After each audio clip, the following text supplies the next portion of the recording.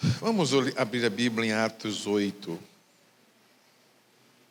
Vou ficar sentado mesmo. Atos 8. Atos 8. Versículo 1 que diz assim: E também Saulo consentia na morte dele, e fez naquele dia uma grande perseguição contra a igreja que estava em Jerusalém. E todos foram dispersos pelas terras da Judéia e de Samaria, exceto os apóstolos. E uns varões piedosos foram enterrar Estevão e fizeram sobre ele grande pranto. Saulo assolava a igreja, entrando pelas casas, arrastando homens e mulheres, os encerrava na prisão. Mas os que andavam dispersos iam por toda parte anunciando a palavra. E desceu Filipe à cidade de Samaria, lhes pregava a Cristo. E as multidões unanimemente prestavam atenção ao que Filipe dizia, porque ouviam e viam os sinais que ele fazia. Amém. Queridos, hoje não é muito tempo, porque hoje é ceia, né? Mas a Bíblia fala a respeito de esse acontecimento na vida da igreja primitiva.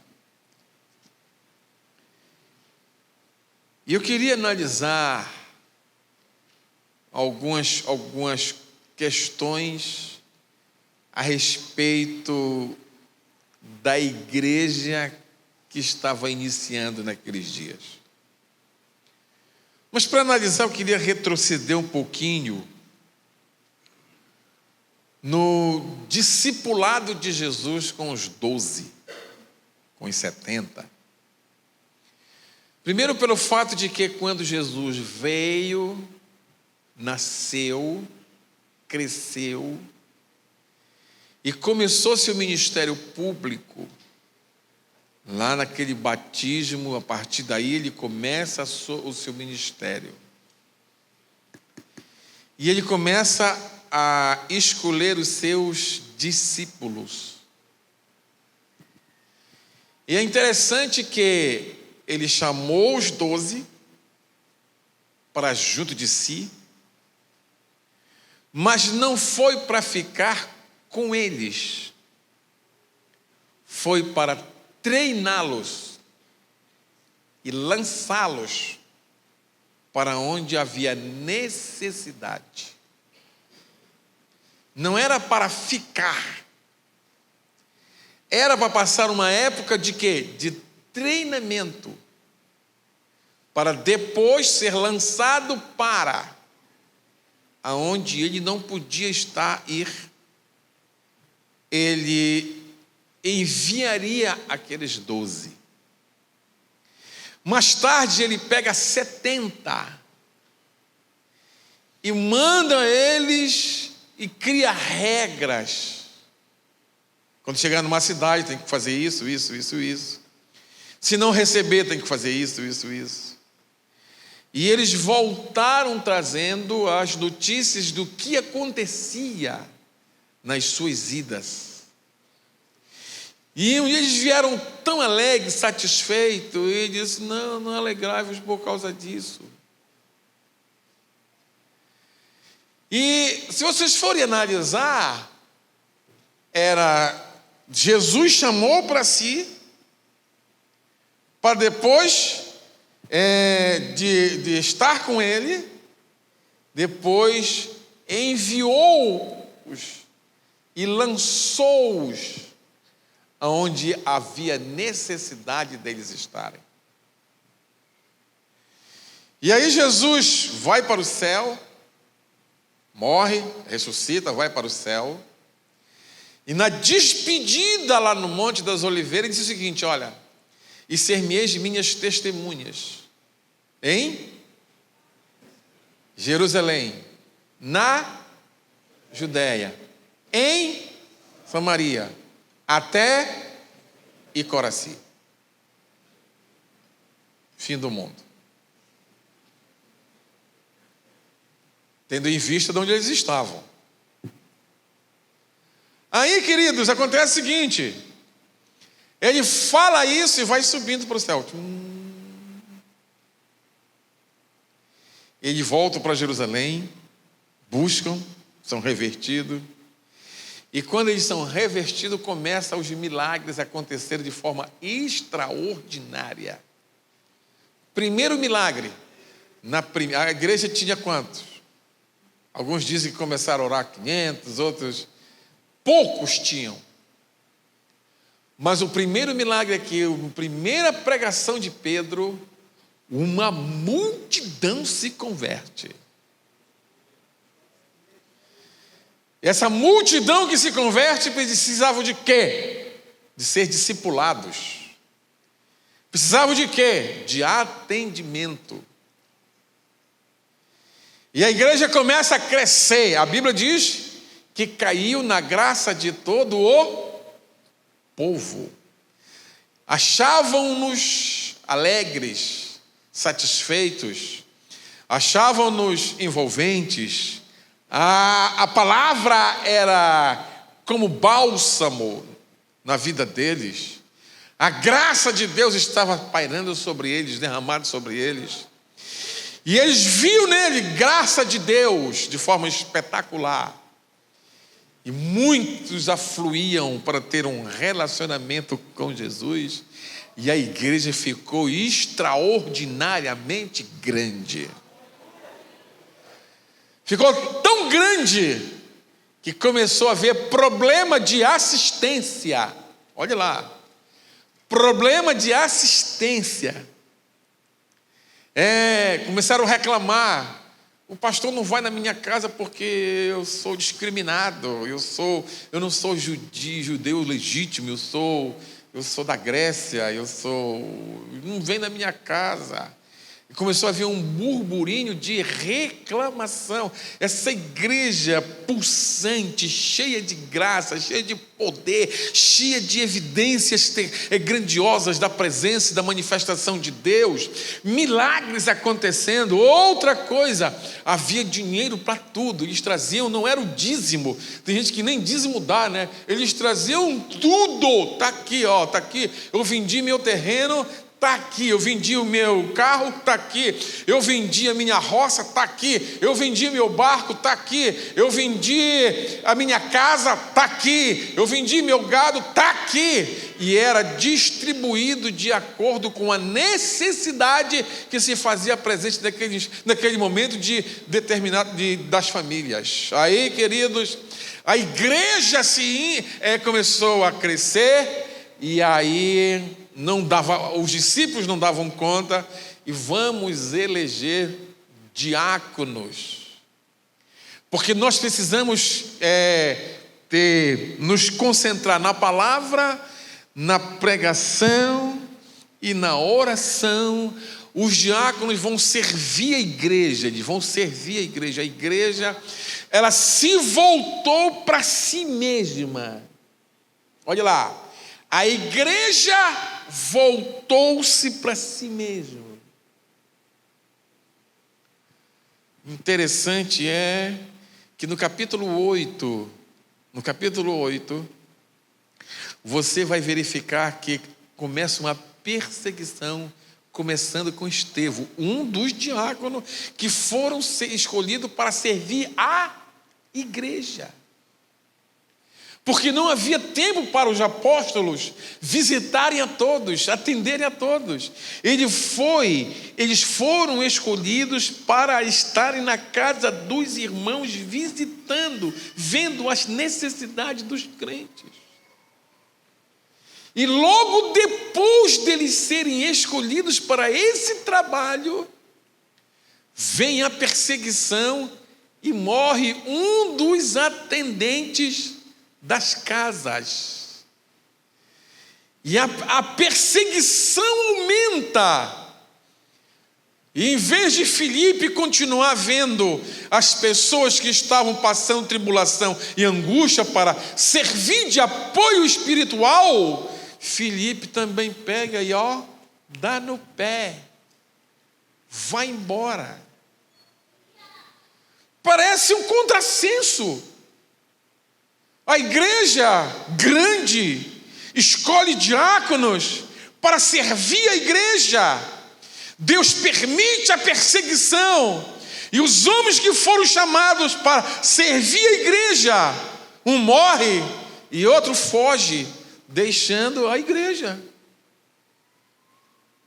Exceto os discípulos, apóstolos, a maioria fugiu, foi embora. O que eu entendo disso aqui?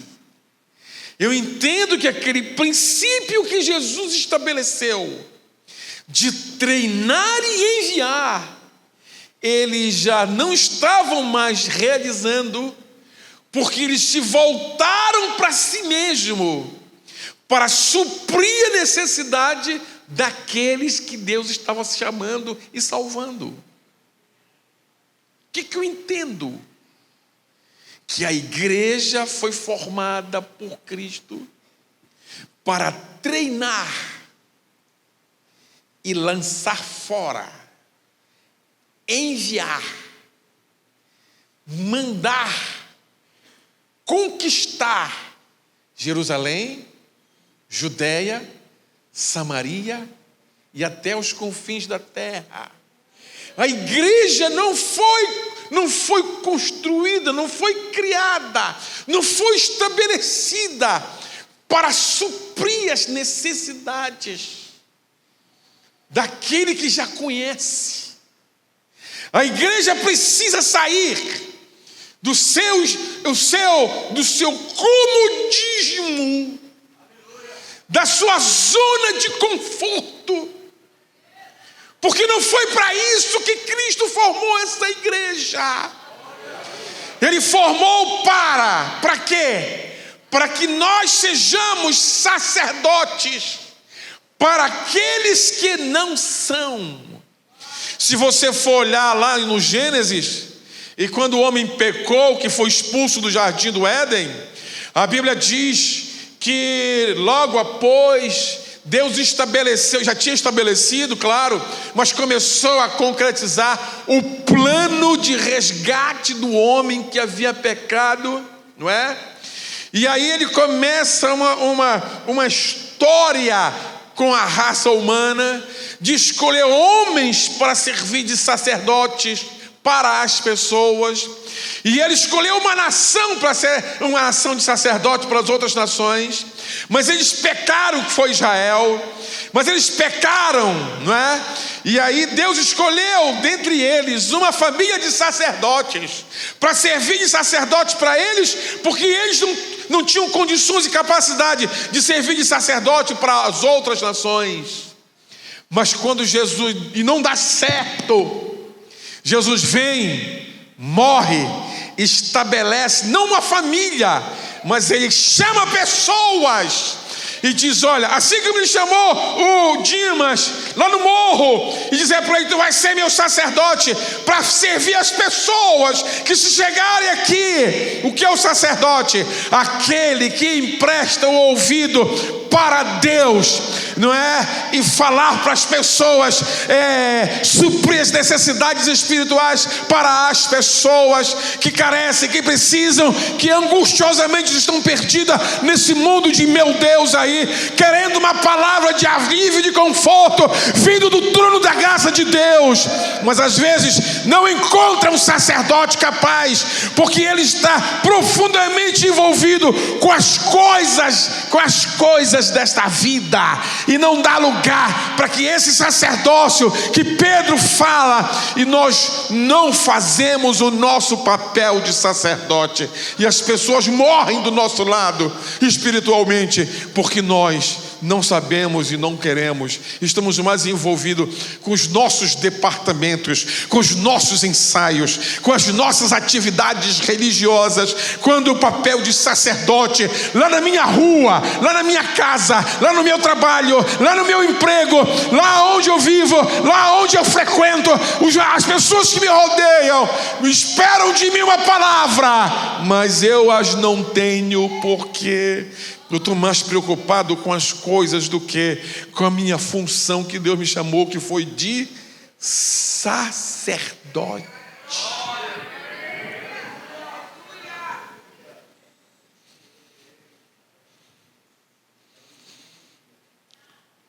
Ei, a igreja não foi feita para ficar entre quatro paredes. A igreja não foi feita para ficar nos muros da cidade, dentro dos muros da cidade. A igreja não foi feita para ela virar, para ela estar para dentro de si mesma, tentando satisfazer os seus próprios desejos. A igreja foi chamada, você que é a igreja, você que faz parte dessa comunidade, você recebeu dons espirituais, dons ministeriais e dons de serviço, para você servir como sacerdote aonde você está, se envolver, caminhar, se relacionar. Aleluia! Querido irmão em Cristo, Deus criou essa igreja para lançar lá onde Ele te colocou. Aqui é o lugar da celebração.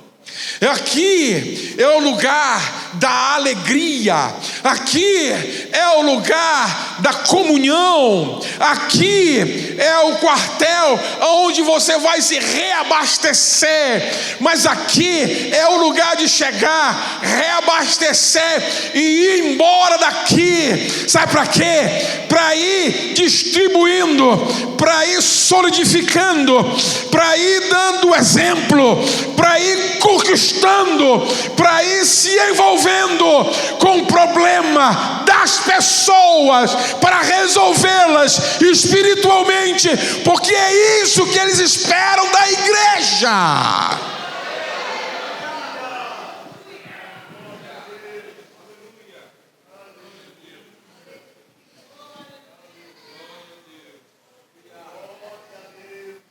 Às vezes chega na igreja, olha como é. Às vezes chega no templo, chega aqui e diz o seguinte: eu vim aqui porque aqui é o único lugar onde o meu problema vai ser resolvido. Qual é o seu problema? Dinheiro? Não. Qual é o seu problema? É casa? Não. Qual é o seu problema? É isso? Não. Qual é o seu problema? O meu problema são questões espirituais. A minha família está se destruindo, a minha família está se acabando, o meu filho está drogado, a minha filha é isso, meu marido saiu de casa, e o único lugar que eu posso encontrar abrigo, consolo, afago, carinho, amor, ternura é na igreja. Eu vim aqui hoje porque eu estou precisando de graça, eu estou precisando de um afago, eu estou precisando de uma palavra. Aleluia! Esse dia chegou uma pessoa lá e disse o seguinte: eu vou me matar, mas antes de me matar eu passei aqui para ver o que é que vocês têm para dizer para mim. Eu disse tudo, inclusive a vida. Sabe por quê? Porque eles estão precisando de homens e de mulheres.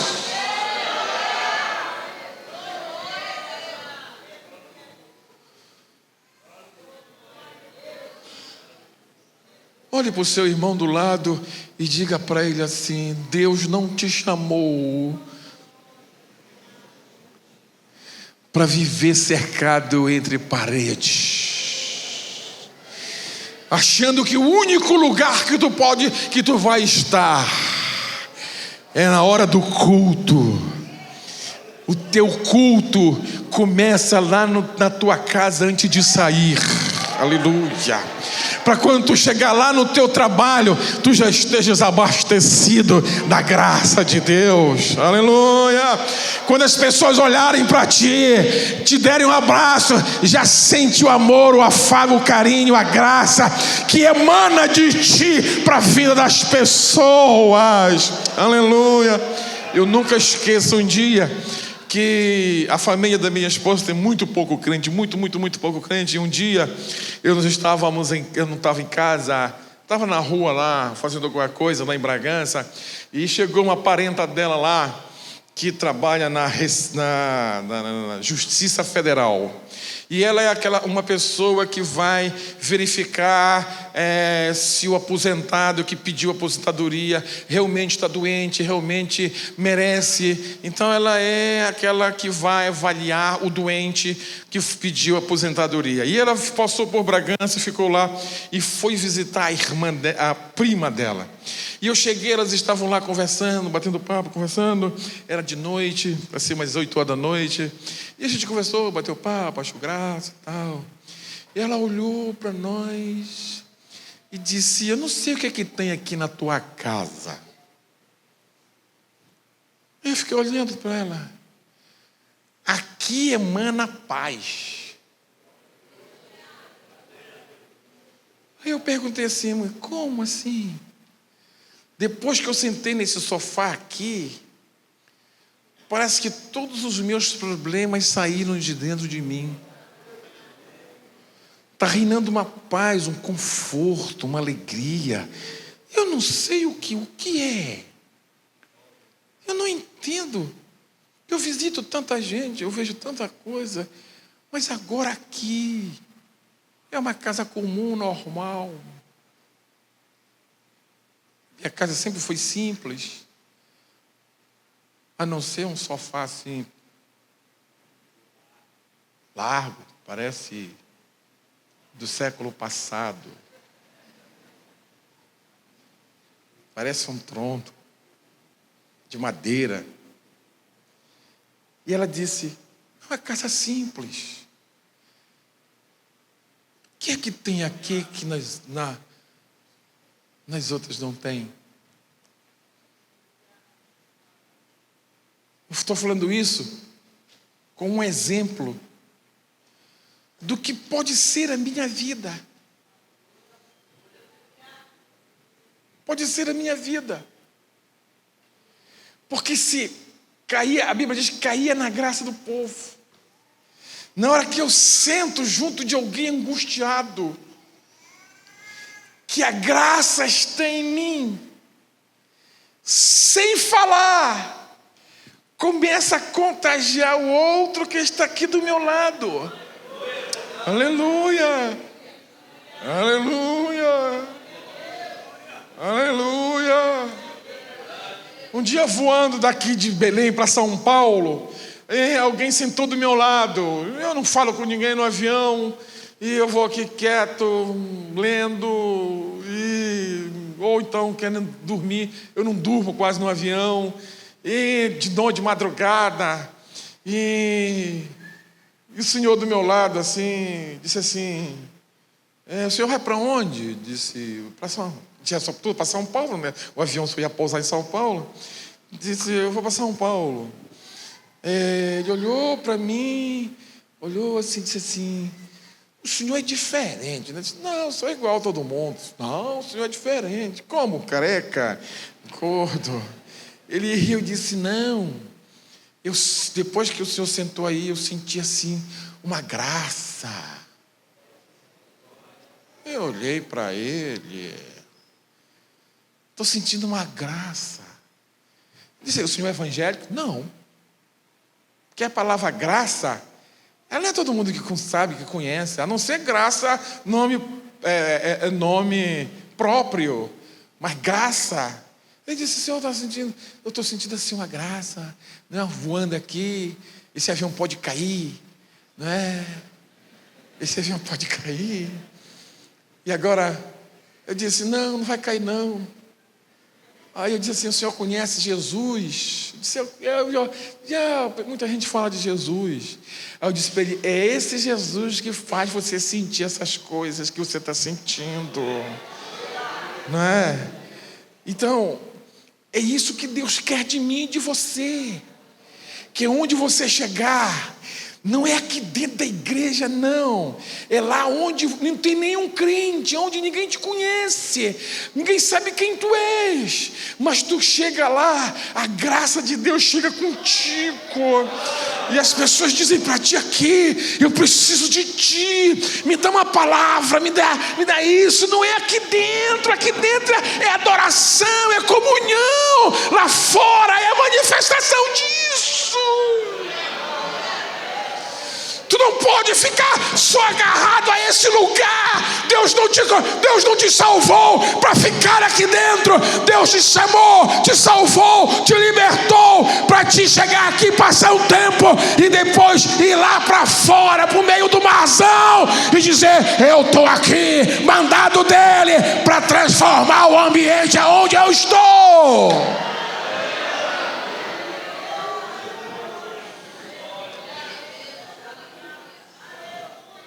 Terça-feira eu fui para Brasília. Difícil, quase não consigo ir, porque passagem muito cara devido à volta do Sírio. Na volta de lá para cá, o avião lotado, 8h20 estava todo mundo dentro do avião, porque o avião ia sair 8h30, 8h20.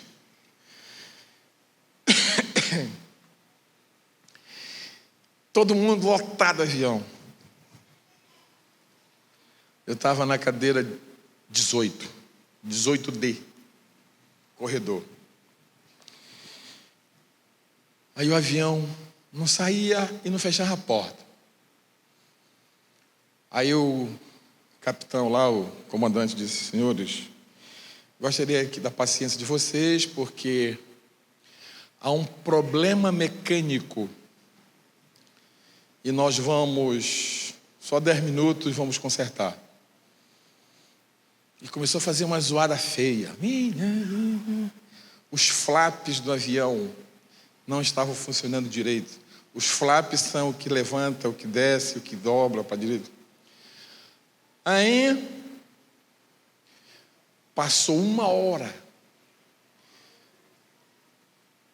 E os passageiros se agoniaram e começaram a descer do avião. Nós vamos embora, esse avião vai cair, e parará, e papapá. Aí o comandante disse: olha, aqueles que não quiserem ir, pode ficar. A companhia vai os relocar em outros voos, mas esse avião aqui vai para Belém do Pará hoje. Com 1h30 de concerto, 25% dos passageiros desceram em Brasília para ficar. E no avião vinha uma pessoa daqui de Coraci, que aceitou Jesus aqui em Coraci. E sabe que eu sou o pastor daqui, porque ele aceitou no dia que eu estava pregando lá no Templo Central. Aí o comandante disse assim: quem quiser descer, pode descer. Aí uma fila de gente desceu, 25% dos passageiros desceram. Eu não vou nesse avião escangalhado. Aí o crente chegou comigo, ele ia lá na frente, eu vinha na poltrona 18. Aí ele olhou para mim e disse assim mesmo: o senhor vai ou o senhor fica? Aí eu olhei para ele e disse: por quê? Porque se o senhor for, eu vou.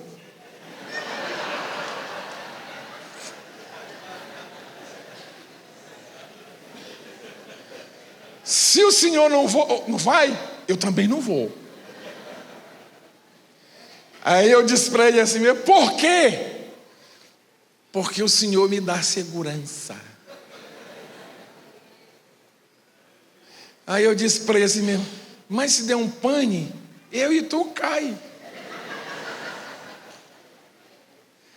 Aí ele disse para mim: não, o senhor é assim com grande.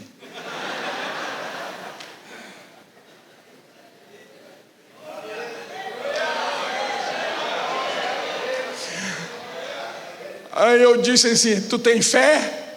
Eles têm. Então senta na tua poltrona e bora embora, rapaz. Aleluia. Queridos irmãos,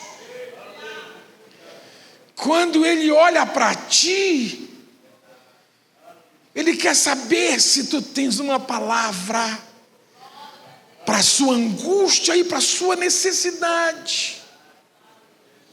Deus não te chamou para te ficar aqui entre parede brigando por cargo. Deus não te chamou para te ficar sentado nesses bancos aqui. Bora ficar de pé. Deus te chamou, sabe para quê? Para lá no teu trabalho você contagiar as pessoas que estão lá.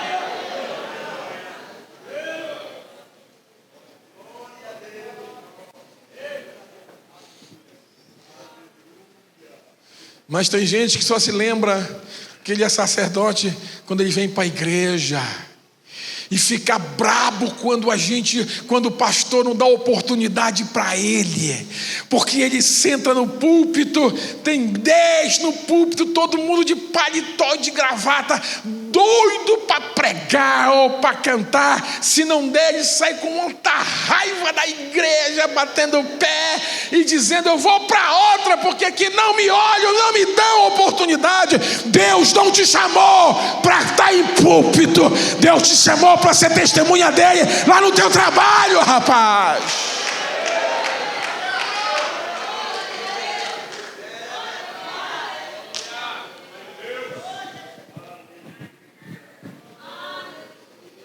Eu vou trocar de igreja porque ninguém me dá oportunidade aqui. Sabe quantos anos eu sou crente dessa igreja? 30.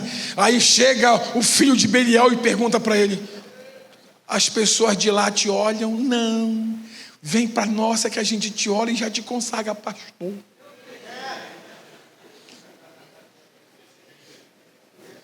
Ele não quer ser sacerdote de Deus. Ele quer ser pastor. Ele não é sacerdote de Deus no trabalho dele. O pessoal nem sabe que ele é crente lá, mas ele quer ser pregador aqui. E quando não se dá oportunidade para ele, ele só falta se desviar.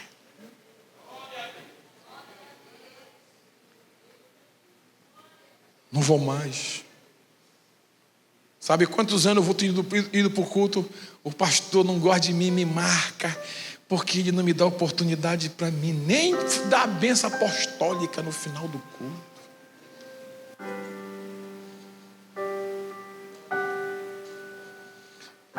Te liberta desse conceito.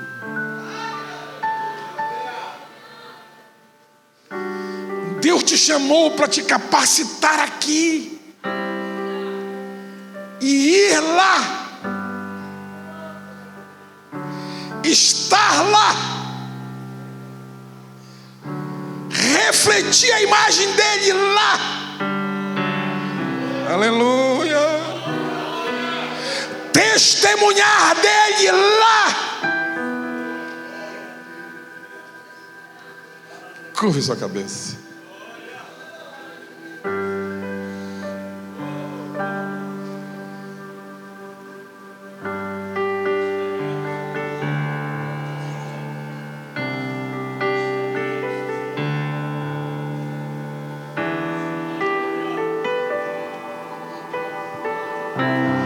Faz uma análise da tua vida.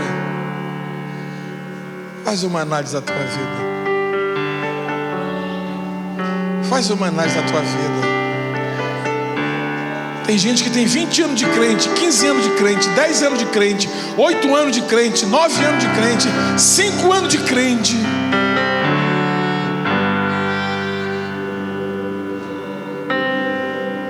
Nós vamos cercar a mesa do Senhor. Tu és sacerdote de Deus mesmo? Tu és sacerdote de Deus, onde Deus te chamou para ser? Tu és sacerdote de Deus mesmo, onde Deus chamou para te ser?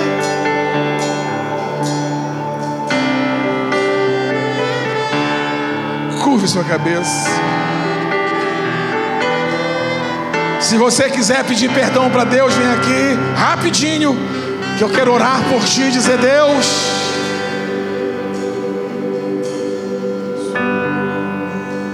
eu vou ocupar o lugar que tu me deste, lá onde eu estou. Eu vou refletir tua imagem lá. Eu vou me envolver lá. Eu vou ser sacerdote de Deus lá. Faça esse compromisso com Jesus hoje. Faça esse compromisso com Jesus hoje. Hoje eu vou fazer um pacto com Jesus, de ser testemunho dele na minha escola, no meu trabalho, no ônibus, na feira, no meu comércio, em todo lugar, aonde eu tiver a oportunidade, eu vou servir, amar, testemunhar, me envolver, estar à disposição dele, ajudar as pessoas. Sobre as águas, como abrigo no deserto. Eu gostaria que os pastores recebessem as pessoas que eu vi vindo aqui. Que acerta o alvo,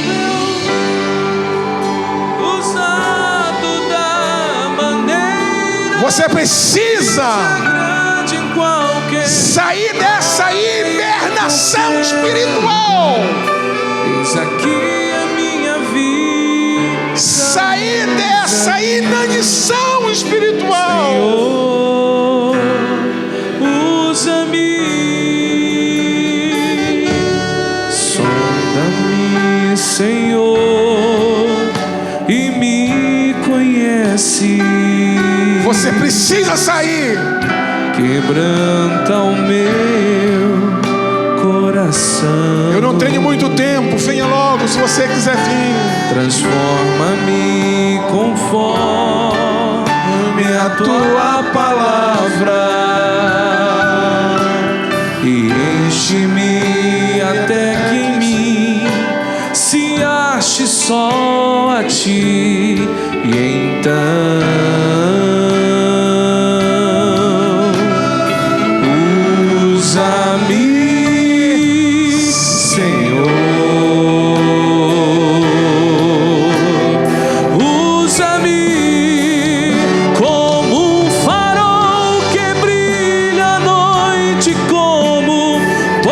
sobre as águas, como abrigo no deserto, como flecha que acerta o alvo. Eu quero ser usado da maneira que te agrade, em qualquer hora e em qualquer lugar.